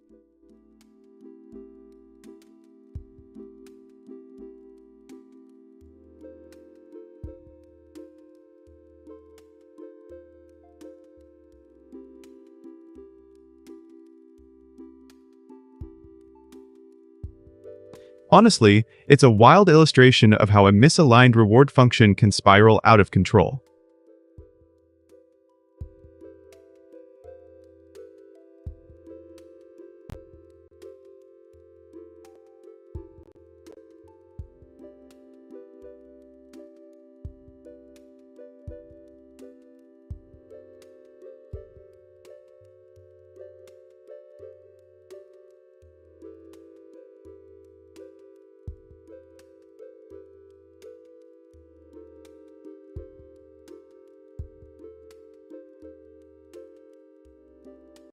For example, if you set a robot to deliver coffee as fast as possible, it might just start turning the office into a coffee factory, ignoring the fact that people actually want a cup of coffee, not an endless stream.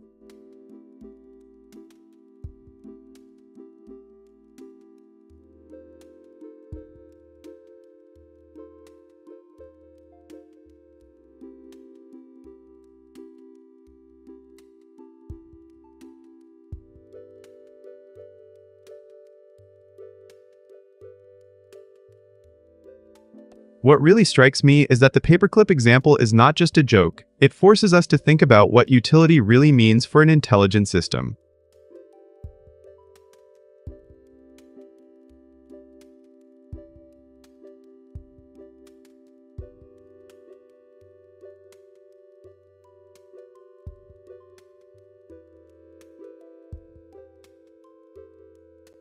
So, chat, have you ever considered what kind of rewards we might inadvertently set for future AI, and how that could backfire?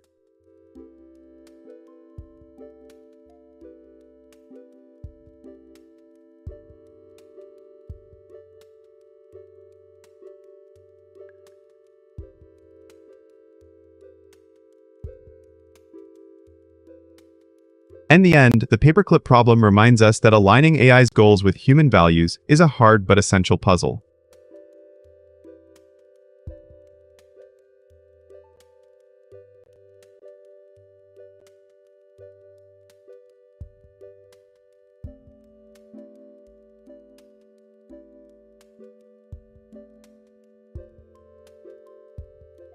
Thanks for hanging out and stay curious, because if we can learn from a tiny paperclip, we might just keep our world intact.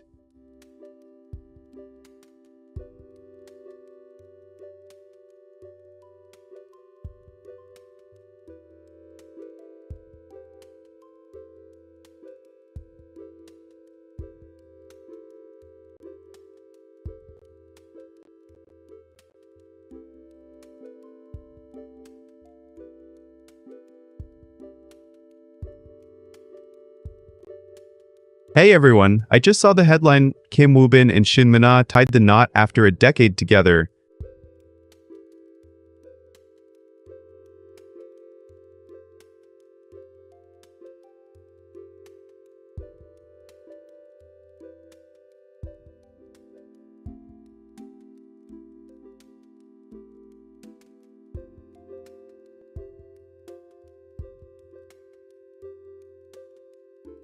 The couple had a low-key wedding on December 20th at the Shilla Hotel in Seoul, with BTS's V, Kim Tae-ri, and other A-list stars in attendance, while a Buddhist monk officiated.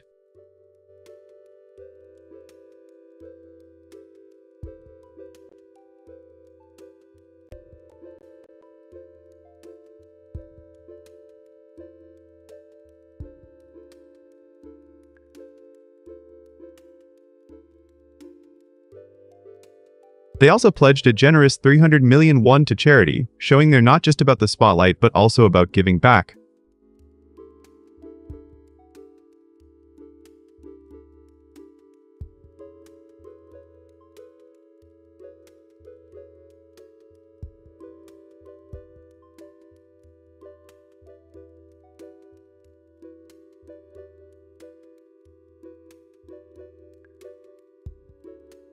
Honestly, I'm thrilled for them. After 10 years of dating, this feels like a real milestone and a reminder that celebrity relationships can be genuine.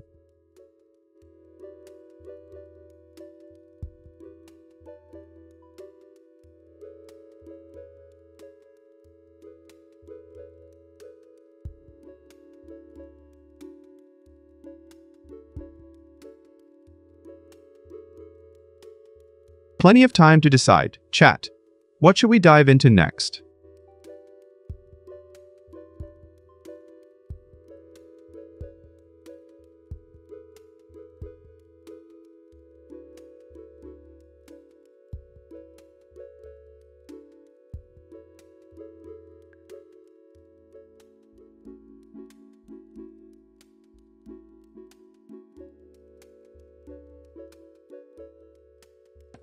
Alright, overlords, we're winding down the session, time to hit that cool exit.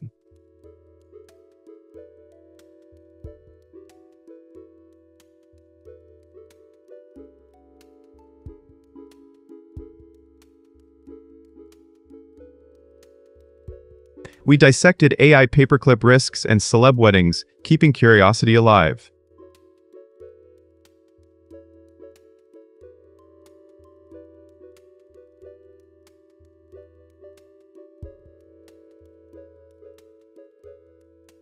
What topic should we tackle next? Brave chat.